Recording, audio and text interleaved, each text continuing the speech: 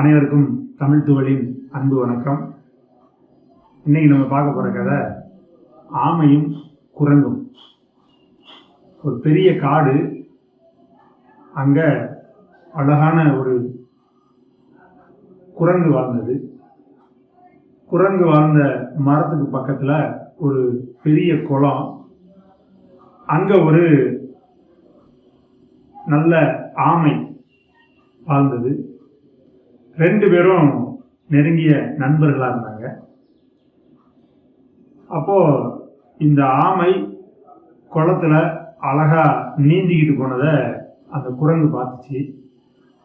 அந்த ஆமையை கூப்பிட்டு கேட்குது, எப்படி உன்னால் மட்டும் குளத்தில் இவ்வளவு நல்லா நீச்சல் அடிக்க முடியுது அப்படின்னு கேட்டோடனே அந்த ஆமை சொன்னது, என்னுடைய முதுகில் இருக்கக்கூடிய அந்த ஓடு நான் நீந்துவதற்கு எனக்கு உதவி செய்யுது.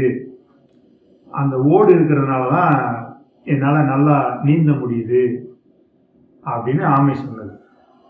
இதை கேட்ட உடனே அந்த குரங்கு, நம்ம முதுகுலையும் ஒரு ஓடு இருந்தால் நம்மளும் நல்லா நீச்சல் அடிக்கலாம் போல அப்படின்னு சொல்லி பஞ்சுகளை பூரா எடுத்து ஒரு ஓடு மாதிரி தயார் செய்து அதனுடைய முதுகில் கட்டிக்கிட்டு குளத்தில் குதிச்சிருச்சு.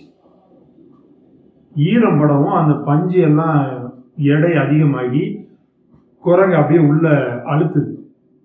காப்பாத்துங்க காப்பாத்துங்கன்னு கத்துது. அப்போ இந்த ஆமை மற்ற ஆமை நண்பர்களோட போய் பஞ்செல்லாம் எடுத்து போட்டுட்டு குரங்கு அப்படியே இழுத்து கொண்டு வந்து கரையில் போட்டுச்சு. அப்போ ஆமை சொல்லிச்சு, என்கிட்ட இருக்கக்கூடிய அந்த ஓடு எனக்கு உதவி செய்து நான் நீர்லையும் நிலத்திலையும் வாழ்றதுக்கான தகவமைப்பு என்கிட்ட இருக்கு. ஆனால் நீ நிலத்துல மட்டும்தான் வாழணும், அதனால என்ன மாதிரி வாழணும்னு நீ ஆசைப்படாத அப்படின்னு சொல்லுது. அப்போதான் அந்த குரங்குக்கும் தெரியுது, அவங்க கிட்ட சில தனித்திறமைகள் இருக்கும், அடுத்தவர்கள் போல நாமும் வாழணும்னு சொல்லி நினைக்கக்கூடாது. நம்முடைய தனித்திறமை எதுவோ அதில் நம்ம சிறந்து விளங்கணும் அப்படின்னு நினைச்சிச்சு.